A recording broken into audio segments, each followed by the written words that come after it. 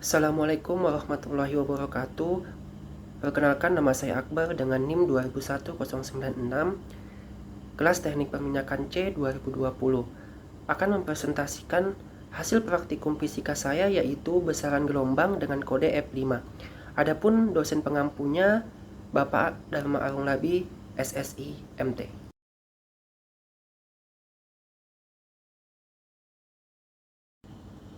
Abstrak.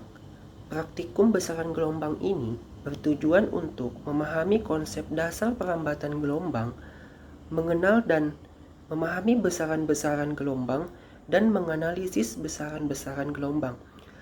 Adapun alat yang digunakan pada praktikum dan percobaan kali ini adalah PET Colorado Simulation dengan dukungan aplikasi JAPA, yaitu simulasi yang digunakan pada praktikum secara online Fisika Dasar 2 kali ini, di mana berdasarkan arah getar dan arah lambatnya, gelombang terbagi menjadi dua, yaitu gelombang transversal dan gelombang longitudinal.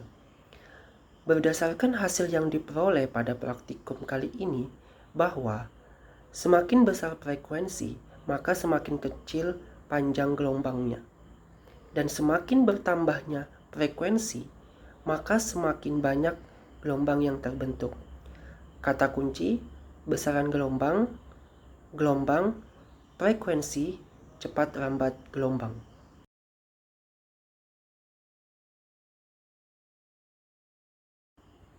Satu. Pendahuluan. Pembelajaran fisika tidak hanya sekumpulan fakta-fakta, konsep teori, tetapi juga suatu proses ilmiah yang harus dikembangkan. Dalam kehidupan sehari-hari, kita tidak akan pernah lepas dari apa yang disebut dengan gelombang, getaran, dan bunyi. Gelombang adalah getaran yang merambat baik melalui medium maupun tanpa medium. Bayangkan jika kehidupan ini tidak ada gelombang, maka kita tidak pernah menemui apa yang disebut dengan suara, cahaya, gelombang radio, dan lain-lain. Selain itu, hidup akan sepi suara. Maka, pada gelombang yang merambat adalah gelombangnya, bukan zat medium perantaranya, di mana satu gelombang dapat dilihat panjangnya dengan menghitung jarak antara lembah dan bukit, gelombang transversal, atau menghitung jarak antara satu rapatan dengan satu renggangan, gelombang longitudinal. 1.2. Tujuan: 1. Memahami konsep dasar perlambatan gelombang. 2. Mengenal dan memahami besaran-besaran gelombang. 3. Menganalisis besaran-besaran gelombang. 1.3. Permasalahan. 1. Bagaimana memahami konsep dasar perlambatan gelombang?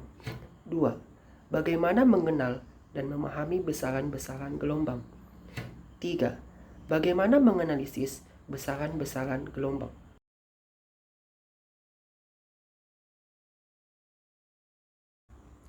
Dua. Dasar teori.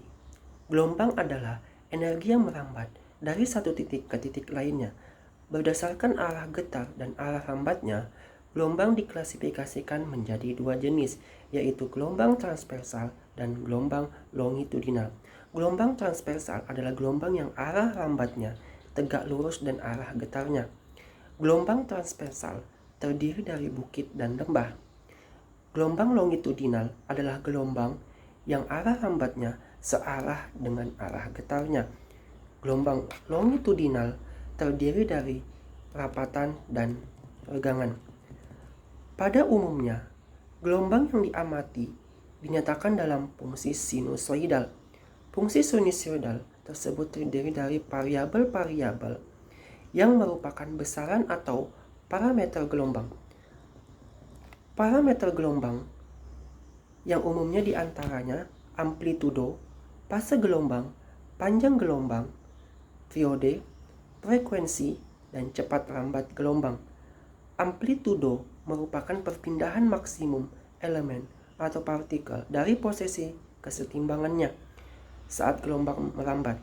Fase gelombang adalah jumlah putaran atau sudut yang ditempuh suatu titik selama perlambatan. Fungsi sinusoidal sebagai berikut. Y X kali X, T sama dengan Y M sin Kx dikurang omega T dikurang fase awal.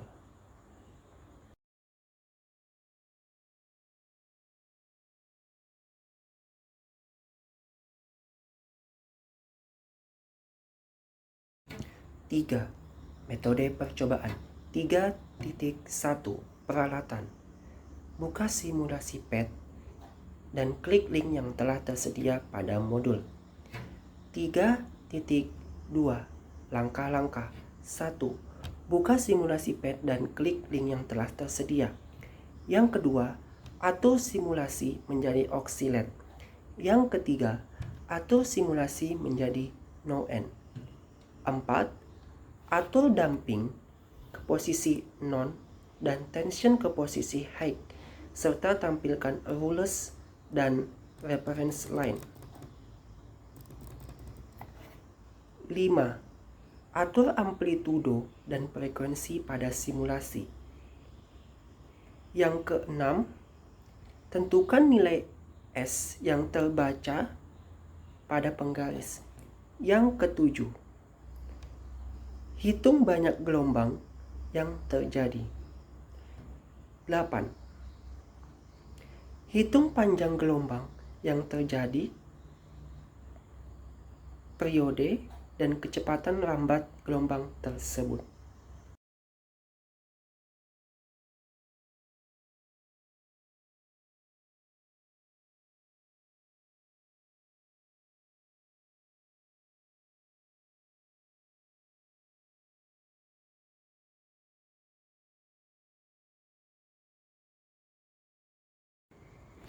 Empat, hasil dan pembahasan.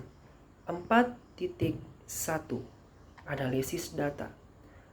Tabel 1 merupakan hasil pengambilan data pada PET, di mana amplitudonya 0,5 dan frekuensinya 0,5 dengan penambahan 0,1 sampai dengan 3 Hz. Kemudian ada gambar 1, grafik F terhadap lambda. Gambar 2, grafik V terhadap lambda. Gambar 3, grafik V terhadap F atau frekuensi. Gambar 4, grafik V terhadap T. Gambar 5, grafik T terhadap lambda. 4.2 berdasarkan data yang diperoleh dari PET bahwa semua besaran gelombang saling berhubungan satu sama lain. Semakin besar frekuensi, maka semakin kecil panjang gelombangnya. Dengan bertambahnya frekuensi, maka semakin banyak gelombang yang terbentuk. Namun, semakin kecil periode gelombang, maka semakin kecil pula panjang gelombangnya.